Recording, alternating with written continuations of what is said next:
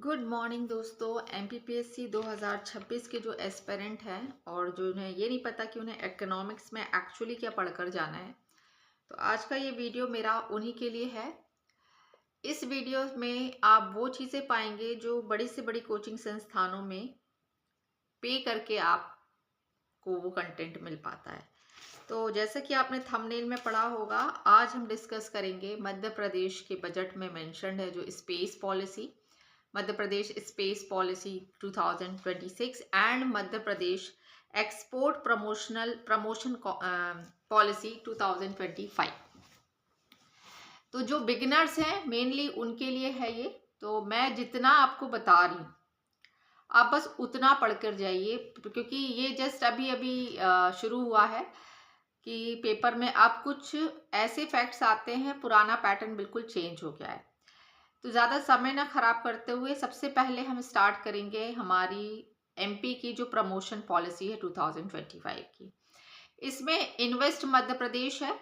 इसका जो टैगलाइन है वो है इन्फिनाइट पॉसिबिलिटीज। ठीक है।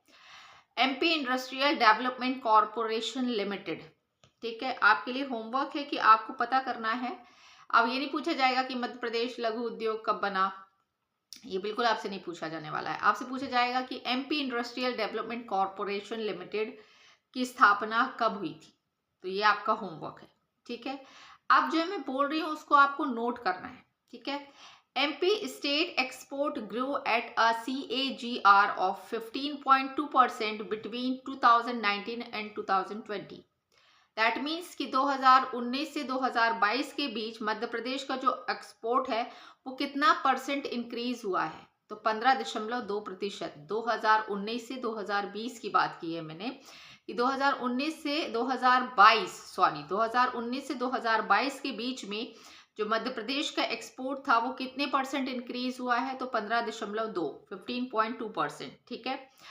यदि मैं अमाउंट की बात करूं तो इसमें आप लिखोगे कि with 65,255, that means 65,255 crore growth हुई है हमारे फाइनेंशियल ईयर 2023-24 में। ठीक है। Madhya Pradesh is one largest exporter of wheat in country. That means कि मध्य प्रदेश गेहूं का भारत देश में सबसे बड़ा एक्सपोर्टर है। Leader in organic cotton production and it's export. तो मध्य प्रदेश का एक और की फैक्ट दे रही हूँ कि मध्य प्रदेश लीडर है ऑर्गेनिक कॉटन को उत्पादन करने में और उसको एक्सपोर्ट करने में। ठीक है। आफ्टर दैट की supplier of pharmaceutical textile and auto components global market. हम क्या क्या सप्लाई करते हैं ग्लोबल मार्केट में। तो हम सप्लाई करते हैं फार्मास्यूटिकल, टेक्सटाइल और ऑटो कंपोनेंट्स। ठीक है। India sets it's ambition on becoming 2 trillion export driven in economy bye 2030। Hindi माध्यम के बच्चों के लिए 2030 तक मध्य प्रदेश का जो महत्वाकांक्षा है कि वह 2 ट्रिलियन एक्सपोर्ट करे 2030 तक। 2030 तक आते आते भारत वर्ष जो है वो 2 trillion export driven economy bye 2030 मतलब 2030 तक 2 ट्रिलियन एक्सपोर्ट करे, ये भारत का एम्बिशन है। आपको क्या पढ़कर जाना है। एमपी पीएम मित्रा। ठीक है। पीएम मित्रा पार्क कहाँ पर बनने जा रहा है, धार में। इसके अलावा क्योंकि ज्यादा लंबा वीडियो हो जाएगा, जन विश्वास बिल 2024 जो ईज ऑफ डूइंग बिजनेस है उसके लिए बहुत ज्यादा जरूरी है पढ़कर जाना। तो ये आपका होमवर्क है कि जन विश्वास बिल 2024 आप ईज ऑफ डूइंग बिजनेस के लिए पढ़कर जाएं, क्योंकि वो उसमें मेंशन्ड है। नेक्स्ट मैं आपको बताने जा रही हूं कि मध्य प्रदेश export promotion council, Madhya Pradesh export promotion council ये कब स्टैब्लिश हुई। तो ये 5 मार्च 2022 को स्टैब्लिश हुई है। कब स्टैब्लिश हुई है ये, 5 मार्च 2022। हमारी इस एक्सपोर्ट प्रमोशन पॉलिसी का जो मेन गोल है, इसे आप लिख लीजिए, दोनों हिंदी माध्यम और इंग्लिश माध्यम के बच्चे दोनों इस पर गौर करें। The goal of the state is export goods worth 1 lakh crore by 2029। 2029 तक मध्य प्रदेश का जो लक्ष्य है वो कितना एक्सपोर्ट करना है, कितने रुपए तक का गुड्स जो है एक्सपोर्ट करना है, 1 लाख करोड़। ठीक है, ये सीधा सीधा क्वेश्चन आएगा पेपर में कि 2029 तक मध्य प्रदेश ने कितना गोल सेट किया है एक्सपोर्ट गुड्स करने का, तो 1 लाख करोड़। ठीक है, in the first quarter of the financial year 2024, मतलब कि 2024 के शुरू के 3 महीने में हमने अपना कितना परसेंट इंक्रीज किया था, तो 5% इंक्रीज किया था। अब आपको पता होना चाहिए कि मध्य प्रदेश में कॉरिडोर्स कितने हैं जिनके माध्यम से हम अपने एक्सपोर्ट को प्रमोट करते हैं। तो हमारे पास 6 कॉरिडोर्स है। नंबर ऑफ कॉरिडोर्स कितने हैं? 6 हैं। दिल्ली नागपुर है industrial corridor, Amritsar Kolkata industrial corridor है, influence zone of Delhi Mumbai industrial zone है, दिल्ली मुंबई एक्सप्रेस वे है, आगरा मुंबई नेशनल हाईवे है, और अपकमिंग कौन सा है, तो नॉर्थ साउथ डेडिकेटेड कॉरिडोर है। अब जो मैं बताने जाने वाली हूँ उसको भी नोट डाउन करिए, क्योंकि अब वो जमाना गया जब आपसे पालनपुर, बानमोर इन सब के बारे में पूछा जाता था। अब ये नहीं आएगा। अब आएगा कि जो 6 इनलैंड कंटेनर डिपोजिट्स हैं या डिपो हैं हमारे यहाँ, 6 इनलैंड कंटेनर्स, वो कहाँ पर हैं, तो वो है तिही, TIHI तिही, मंडीदीप, धनाद, मालनपुर, पाथरखेड़ा और खेड़ा। ठीक है, ये 6 हैं। अपार्ट फ्रॉम दिस एक्सपोर्ट, अब हमें ये पता करना है कि हम किन 6 सेक्टर्स या 7 सेक्टर्स में एक्सपोर्ट करते हैं। तो हम फार्मास्यूटिकल देते हैं, सोयाबीन से बने हुए प्रोडक्ट, दालें, cotton, machinery, garments, readymade garments, IT service, aluminium, plastic and auto parts और organic products. Export promotion assistance के बारे में जितना मैं बता रही हूँ बस उतना करना है।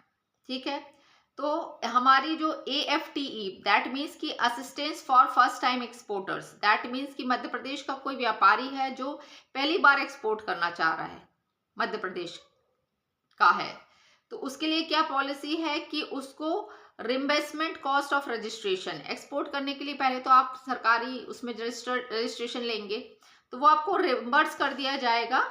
किसके तौर पर? मेंबरशिप सर्टिफिकेट, दैट मीन्स कि आपने एक पहली बार कर रहे हो, अब यदि आपको अनुभव अच्छा लगा, प्रॉफिट मार्जिन अच्छा आया, तो फ्यूचर में भी आप करोगे, बार बार रजिस्ट्रेशन कराने की जरूरत नहीं है।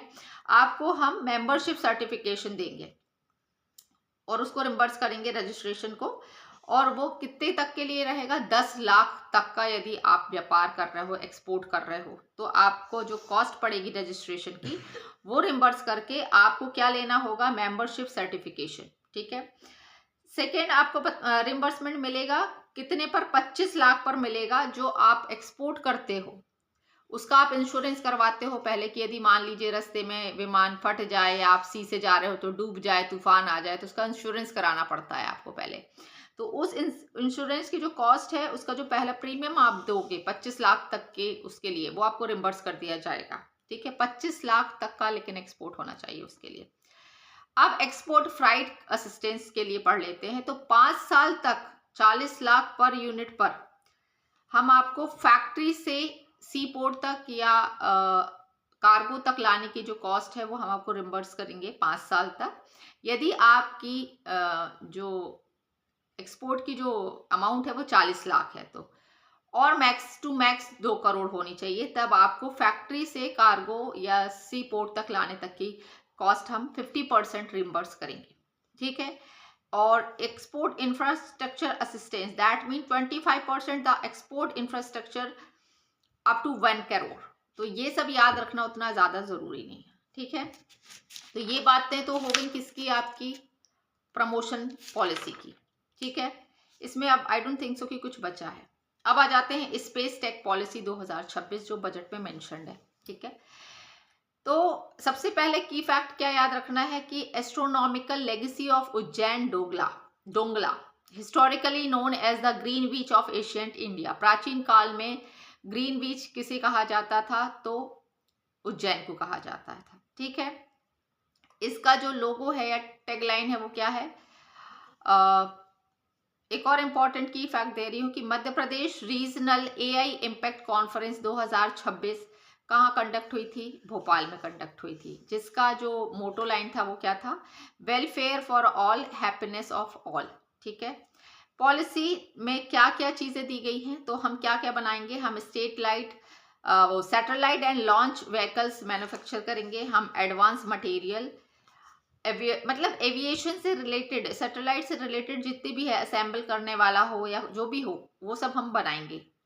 ठीक है, हमारे मध्य प्रदेश में हमारी पॉलिसी का जो मोटो लाइन है वो है सर्वजन हिताय सर्वजन सुखाय। दैट मीन्स की welfare for all, happiness of all. अब research and development centre for astrophysics and space science, जो मैंने बोला उसे लिखिए कॉपी में। Research and development centre for astrophysics and space science कहाँ बनने वाला है, उज्जैन में। Investment, the policy is expected to attract around 1000 crore investment over 5 years। ये भी लिखिए कि 5 साल, आने वाले 5 साल में हम 1000 करोड़ का इन्वेस्टमेंट चाह रहे हैं हमारी इस पॉलिसी के। हम अप्लाई करते हैं, यदि इम्प्लीमेंट करते हैं हमारे स्टेट में, तो इतना इन्वेस्टमेंट हमें मिलना ही चाहिए। अब आपको पता होना चाहिए कि मध्य प्रदेश विज्ञान एवं प्रौद्योगिकी परिषद के महानिदेशक कौन है, डॉक्टर अनिल कोठारी जी हैं। ठीक है, आपको इससे रिलेटेड 2-4 फैक्ट्स बता दे रही हूं जो पेपर में पूछे जाने की सीधी सीधी संभावना है, तो ज्यादा लंबा वीडियो ना हो। तो आपको MP state electronic development corporation, MP state electronic development corporation कब बना है, 18 नवंबर 1983 को। ठीक है, ministry of skill development and entrepreneurship, ministry of skill development and entrepreneurship 4 नवंबर 2014 को बनाया गया है। Last one Madhya Pradesh council of science and technology, ये कब बना है, 1981 को। तो दीज आर दी की फैक्ट्स जो आपको नहीं बताए जाते हैं। ठीक है, और इसके अलावा एक और छोटा सा टिप देकर जा रही हूँ जो शायद काम आ जाए आपके। तो मुख्यमंत्री सीखो कमाओ योजना के बारे में है। ये मध्य प्रदेश में कब लॉन्च हुई थी, तो ये 22 अगस्त 2023 को लॉन्च हुई थी। युवाओं को काम सिखाने के लिए यदि 12वीं पास है तो उसे 8000 मिलेंगे, ITI किया हुआ है तो उसे 8500 मिलेंगे, डिप्लोमा किया हुआ बंदा है और काम सीख रहा है तो उसे 9000 मिलेंगे, और स्नातक या उच्च शैक्षिक शिक्षण है उसका तो उसे 10,000 मिलेंगे। आयु सीमा 18 से 29 वर्ष है। मुख्यमंत्री सीखो कमाओ योजना 22 अगस्त 2023 पेपर के लिए बहुत ज़्यादा महत्वपूर्ण की फैक्ट्स मैंने दिए थे। यदि आपको वीडियो पसंद आए, कमेंट, लाइक और सब्सक्राइब ज़रूर करें दोस्तों। Thank you.